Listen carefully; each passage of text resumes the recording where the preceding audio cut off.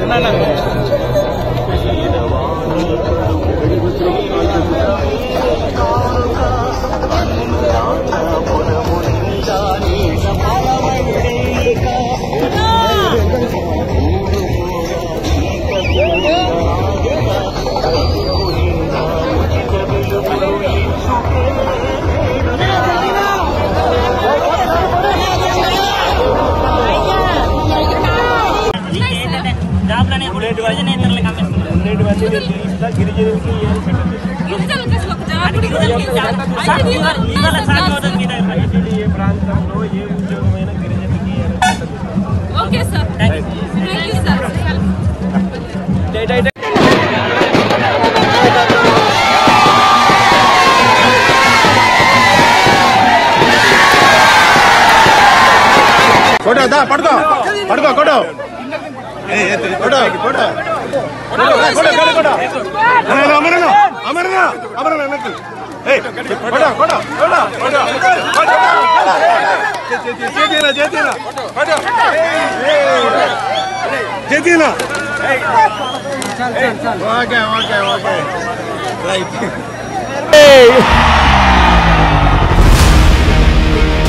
వర్షంలో నేను తడిసినా పర్వాలేదు, కానీ నాతో పాటు మీ అందరినీ కూడా వర్షంలో తడపడం సరైన పద్ధతి కాదు అని చెప్పి నేను అనుకుంటా ఉన్నాను. మీ అందరితో కూడా నేను ఒకే ఒక విషయం చెప్తా ఉన్నా. జగన్ అనే నేను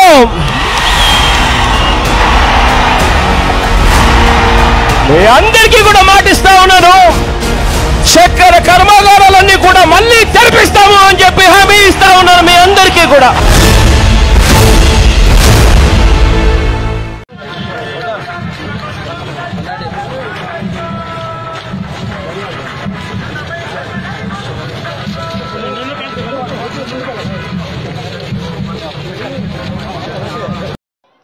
ఇక రాష్ట్రంలో పరిస్థితి ఒకసారి చూడమని అడుగుతా ఉన్నా.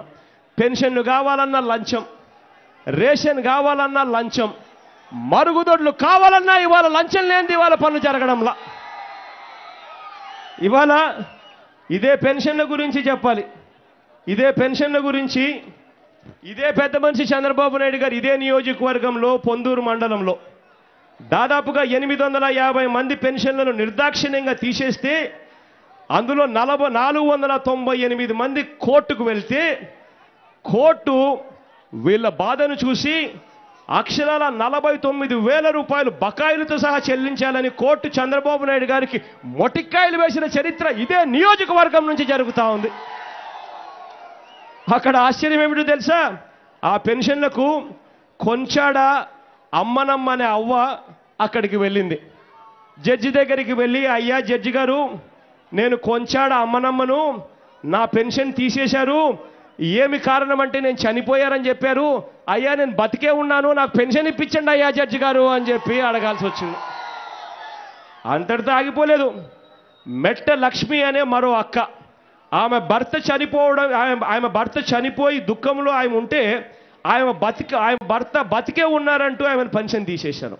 ఆమె జడ్జి దగ్గరికి వెళ్ళి, అయ్యా జడ్జి గారు, నాకు పెన్షన్ అవసరం లేదు, నా భర్తను నాకు ఇప్పించండి అయ్యా అని చెప్పి అడిగితే తప్ప నుంచి ఆమెకు పెన్షన్ ఇవ్వలేదు. ఇంత దారుణంగా జరిగింది ఎక్కడో కాదు, మన ఆమదాలవలస నియోజకవర్గంలోనే, మన పొందూరు మండలంలోనే ఈ పరిస్థితి ఇట్లా ఉంది. ఇవాళ ఇదే పెద్ద మనిషి చంద్రబాబు నాయుడు గారు ప్రజలకు ఏమీ తెలియదు అని అనుకుంటాడేమో, లేకపోతే ప్రజల చెవుల్లో పూలు సులభంగా పెట్టచ్చు అని అనుకుంటాడేమో. ఈ పెద్ద మనిషి మాటి మాటికి అంటాడు, సెల్ ఫోన్ నేనే కనిపెట్టే అంటాడు, కంప్యూటర్ కూడా ఈయనే కనిపెట్టాడట, సెల్ ఫోన్ ఈయనే కనిపెట్టాడట, కంప్యూటర్ ఈయనే కనిపెట్టాడట. మైక్రోసాఫ్ట్ అనే సంస్థ ఒకటి ఉంది, పెద్ద సంస్థ, దాని CEO సత్య నాదెల్ల ఆయనకు ఈయనే కంప్యూటర్ కొట్టడం నేర్పించాడట. ఈ మధ్యకాలంలోనే మనం ఎంత టీవీ చూస్తూ ఉంటాం, సింధు అని చెప్పి ఒక ఆవిడ బ్యాడ్మింటన్ ఆడుతూ ఉంటుంది, ఆవిడకు బ్యాడ్మింటన్ ఎలా ఆడాలో కూడా ఈయనే నేర్పించాడట. హైదరాబాద్కి ఈయనే ఐటీ తెచ్చాడట.